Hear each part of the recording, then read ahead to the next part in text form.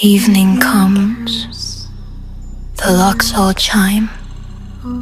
At the door I stand, you invited me this time.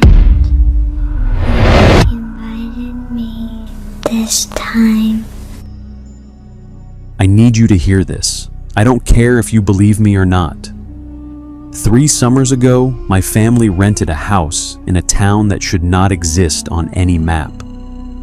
Something lives there. Something that comes out when the light changes. If you're thinking about taking a trip to a place that feels too quiet, too perfect, too willing to have you, listen to this first. You need to know what I know now. I'm Ethan Marlowe, and my family spent the last week of June in Pelham Bay, a tiny coastal town in the southern part of Maine that most people drive right through without ever noticing it exists. My wife Diana, our 8-year-old son Oliver, and I rented a weathered blue cottage on Gull Road, right near the water. The real estate listing described it as rustic charm, which Diana said was a nice way of saying the hot water heater was unreliable and the Wi-Fi password was written on a napkin. We didn't mind. We wanted a break from screens, from Diana's hospital schedule, from my own job driving delivery routes that ate up every morning. The cottage had a wide porch with 2 Adirondack chairs, a kitchen with a coffee maker that actually worked, and a living room with a fireplace that smelled faintly of pine and old ash. The rental agent, a soft-spoken woman named Mrs. Calloway, who wore her gray hair pinned up tight and never quite looked at us directly, handed over the keys on a Friday afternoon and told us we'd made a wonderful choice. She said the locals were friendly, but private. She said we should enjoy the beach at low tide, and that was about it. She left before we could ask anything else. On our first full day, Saturday, we went to the beach. It's a small cove with gray sand and water so cold your teeth ached. Oliver found crabs right away and spent an hour poking at them with a stick. Diana read. I grilled burgers on the small propane cooker Mrs. Calloway had left on the porch. It was one of those golden afternoons where everything feels slightly better than it should. The light was long and amber. The air smelled like salt and charcoal. And I remember thinking that this was exactly the reset our family needed. Nobody mentioned the time. Nobody noticed the quiet that settled over the town like a held breath around 4 o'clock in the afternoon. We went back to the cottage, showered off the sand, and made pasta for dinner while Oliver fell asleep on the couch with his feet in my lap. It wasn't until the next morning, walking to the local bakery for cinnamon rolls, that we first saw the locks. It was Sunday at 10 in the morning when we walked past the Harlow's general store, and I noticed the padlock on their front door. Not the store's front door, their house next door, a yellow 2-story with curtains in every window. The padlock was bright and new, the kind you'd use on a storage unit. I mentioned it to Diana, half joking, and she shrugged and said, maybe they were going out of town. Then we walked a little further and saw the Caney house, a white colonial with a big wraparound porch, and every single window on the first floor had a wooden board screwed into the outside of the frame. Not nailed, screwed with precise, evenly spaced holes. The front door had 2 deadbolts, and the storm door had a chain lock. The mailbox post had a padlock on it too, locking the little metal door shut. Diana stopped walking. She looked at me and said, "That can't be normal." I agreed, but I didn't want to make it a thing. We kept walking. At the bakery, the woman behind the counter, a friendly redhead named Bree, who had been warm and chatty the day before, didn't open the door for us even though we were standing right there. She pointed to a number on the counter and held up 2 fingers, signaling for us to wait. When she finally unlocked the door to let us in at 9:57 exactly, she didn't look at us once. She didn't smile. She took our order, handed over 2 cinnamon rolls in a paper bag, and locked the door behind us at 9:59. I looked at my phone, 9:59 a.m. Diana held my arm and said, very quietly, "I don't like this." I told her it was probably just a small town with small town habits. I almost believed myself. On Monday, Diana made a point of watching the clock. I thought she was being a little intense about it, but I understood. She positioned herself at the kitchen window at 4 p.m. with a cup of tea and her phone set to timer. She didn't say anything to Oliver about it, didn't want to spook him. At 4:10, she called me over from the porch. "Watch," she said. At 4:13, a man across the street, a neighbor we hadn't met, heavy-set, wearing a fleece jacket, came out of his house and started checking his windows one by one. He touched each sill with his fingertips, as if confirming they were secure. At 4:14, a woman from the house next to him did the same on her side.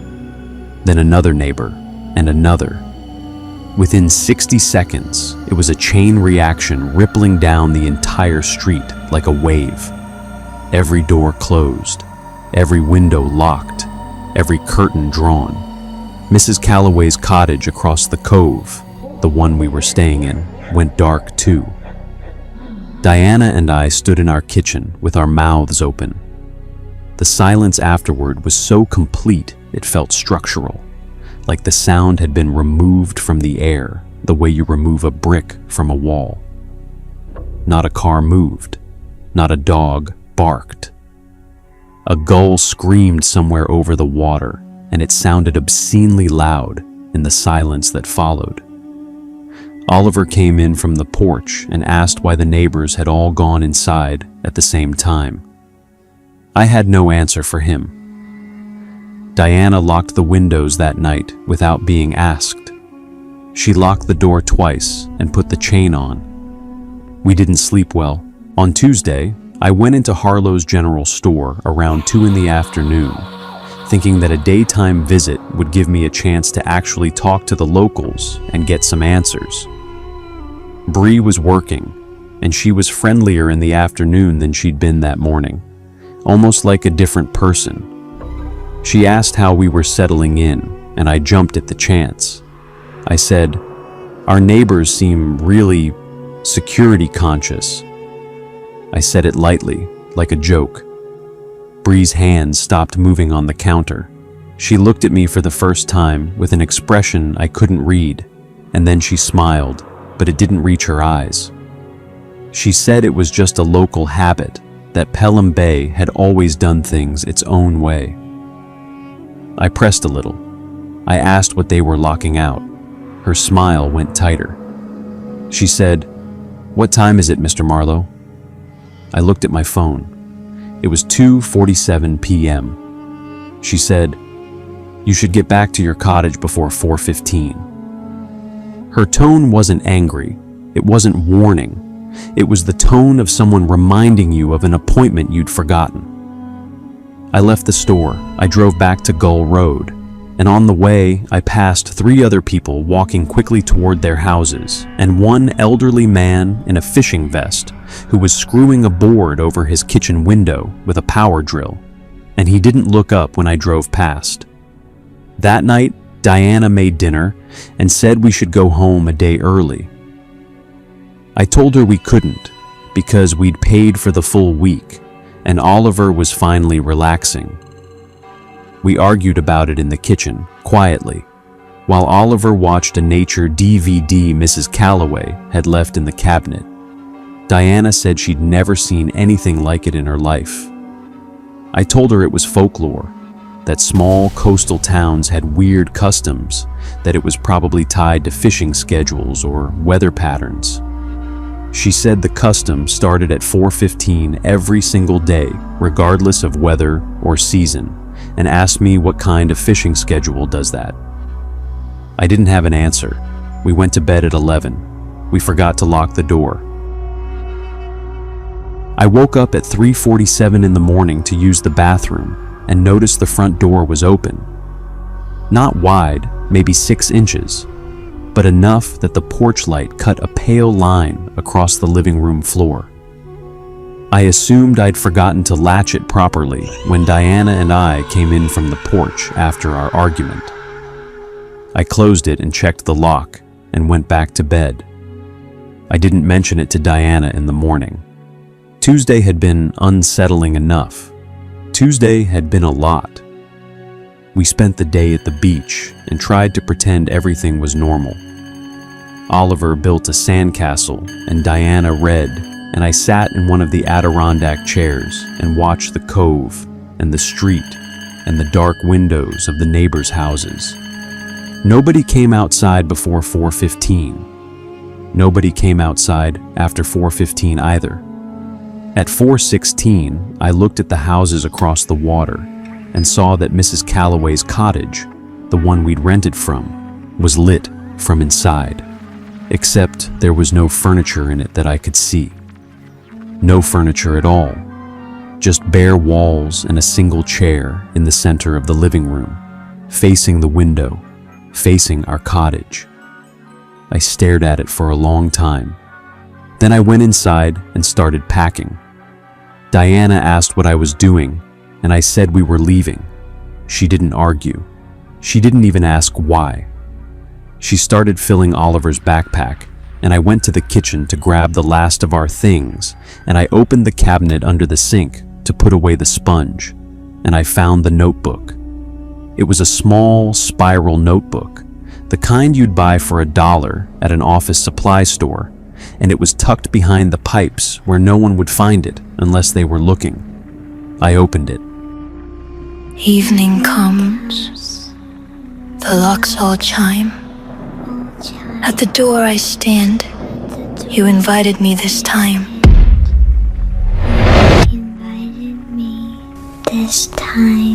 I felt really wrong when I opened it. The first page said, in careful handwriting, "Guests, please read." The second page said, at 4:15 p.m. local time, all residents secure their homes. This is a tradition dating back to 1987. Do not leave your cottage between 4:15 p.m. and 7 a.m. Do not open your door for any reason. Do not look through your windows between these hours. If you have forgotten to secure your cottage, remain inside and do not acknowledge anything you may hear. There were more pages, dozens of entries, written in different handwriting, in pencil and pen, some neat and some frantic, some faded with age, and some written recently. Day 3, I heard footsteps on the porch at 2 a.m. I didn't look. Day 5, something breathed against Oliver's window. We left at dawn. Day 4, I forgot to lock the back window. The board was there in the morning. It wasn't there the night before. Diana took the notebook from my hands and read it, standing in the kitchen with the morning light coming through the window, and her face went the color of chalk. Oliver was in the living room, finishing his cereal. I looked at the kitchen clock. It was 8:30 in the morning. We were fine. We could leave. I went to the front door, opened it, and found that every neighbor on Gull Road was standing on their porch. Not moving, not waving, just standing, facing our cottage, in absolute silence. Mrs. Calloway was among them. She saw me in the doorway, and she nodded once, slowly, and she smiled. The same smile Bree had given me at 2:47 p.m., the same smile that doesn't reach the eyes. I closed the door. I locked it. I put the chain on. Diana and Oliver and I sat in the living room with the curtains drawn, and we waited until 7 a.m. the next morning before we left. We didn't pack the car. We grabbed what we could carry, and we walked to the car in the dark, and we drove without stopping until we hit the highway. The notebook is still in my bedside drawer. I haven't been able to throw it away. I keep it there to remind myself that what happened was real, that I didn't dream it, that somewhere in Pelham Bay, every single day at 4:15 p.m., every door locks and every curtain closes, and something, I still don't know what, is given the entire town for 3 hours, and we were lucky. We were so lucky that I only opened my door a little. I keep telling myself that. 3 weeks after we came home, Diana got a call from an unknown number. She almost didn't answer, but something made her pick it up. It was Mrs. Calloway. I know because Diana put it on speaker and I heard every word. Mrs. Calloway said she was calling to apologize for not explaining the local customs more clearly. She said the rental agreement had a clause about it, but she understood that sometimes guests don't read the fine print. Diana asked her what had been on the porch that night, at 3:47 in the morning. There was a long pause. Mrs. Calloway said, "I don't know what you mean." Diana said, "The door was open. Something opened our door." Another pause. Then Mrs. Calloway said, "Your door was locked, Mrs. Marlowe. The logs show you locked it at 11:02 p.m. You must be mistaken." Diana looked at me. Our door was open. I had seen it. We both saw it. I said into the phone, "We didn't lock it. It was open when I woke up." Mrs. Calloway said, very calmly, "Mr. Marlowe, the door was locked. I can tell you that with certainty, but I can also tell you that from 4:15 to 7, the locks are a formality. They're for us, not for whatever is on the other side of them." I asked her what was on the other side. She hung up. The call from Mrs. Calloway broke something in Diana. She started sleeping with the bedroom door locked. She stopped answering calls from numbers she didn't recognize. She would stand at our kitchen window in the late afternoon and watch the clock and check every lock in the house twice before it hit 4. Oliver started having nightmares. He would wake up screaming about a man on the porch, a man with no face, a man who stood at the railing and didn't move. Diana took him to a therapist, a kind woman named Dr. Rains, who specialized in childhood anxiety. And during the second session, Oliver told her about the man on the porch. Dr. Rains asked him to describe the man. Oliver said he was tall and thin and wore a gray coat and stood very still, and his face was just skin, like a mask stretched over nothing. Dr. Rains looked at Diana and said, "Children have vivid imaginations, but I've heard this specific description before." She said it casually, like an aside. Diana asked her what she meant.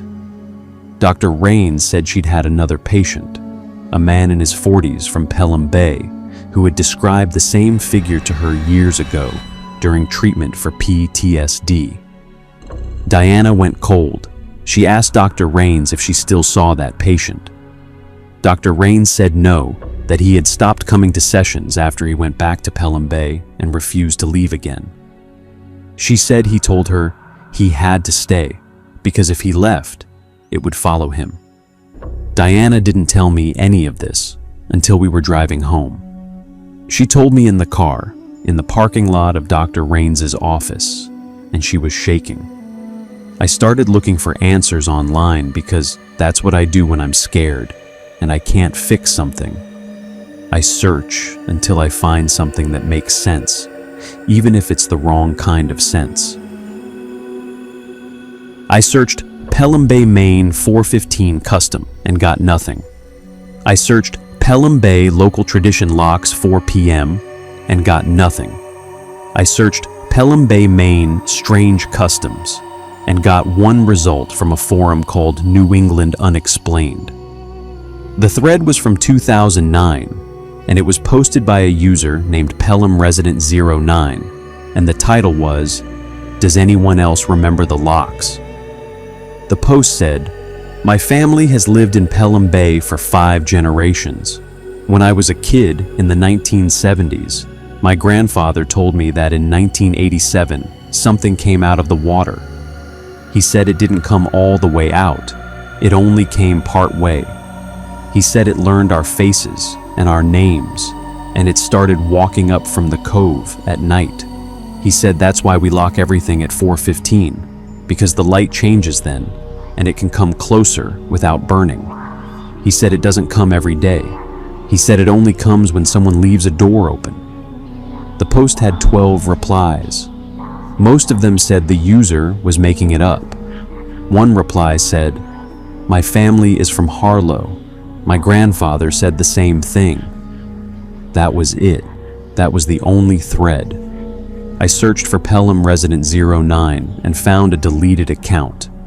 I searched for Harlow, Maine, and found a post on a genealogical site from 2015 that said the Harlow family had been in Pelham Bay since the 1940s and had maintained a quote-unquote security schedule for reasons they declined to specify. I read that line 3 times. Security schedule. I sent a message to the forum user who had replied about their grandfather. The message went through. They didn't answer. The answer came to me, in the end, the way the worst answers do. In the middle of the night, alone, in the quiet. I woke up at 3 a.m. on a Tuesday in August, 6 weeks after we'd come home, and I lay in the dark and thought about the notebook and the chain of entries and the line that said the board was on the window in the morning, but it wasn't there the night before. I thought about Oliver's drawing. Diana had shown it to me that afternoon. It was a crayon drawing of our cottage on Gull Road, and in the drawing there were 3 stick figures, me, Diana, and Oliver, and around the cottage was a wide blue ring, like a moat, like the cove. And outside the ring, leaning against the railing of the porch, was a tall figure with long arms and no visible face. Oliver had labeled it with a single word, written in green crayon at the bottom of the page. He had written, "Waiting." I got out of bed and walked downstairs and sat in the kitchen and looked at my phone, and I found the message from the forum user, the one who had replied about their grandfather. They had finally answered. It was a single line. My grandfather was wrong about one thing. It doesn't only come when someone leaves a door open. It comes every day at 4:15. The locks just make us feel better. Below that line was a photograph. The photograph was taken from the water, looking up at Pelham Bay at dusk. And in every window of every house along the shore, there was a face. Not the faces of the people who lived there. Other faces. Dark and flat and featureless, like masks pressed against the glass from the inside, looking out at the water. I set the phone down on the kitchen counter, and I turned off the light, and I sat in the dark, and I didn't move until the sun came up. We never went back to Pelham Bay. We never talked about it again. But last Tuesday, Diana called me into the kitchen. She was standing at the window, staring at the clock on the wall. It was 4:14 p.m. She looked at me and said, very quietly, "Ethan, lock the door." I did. I locked it. And in the silence that followed at 4:15, I could have sworn I heard something breathing against the kitchen window. I didn't look. I didn't look. I didn't look. Evening comes. The locks all chime. At the door I stand. You invited me this time. Invited me this time.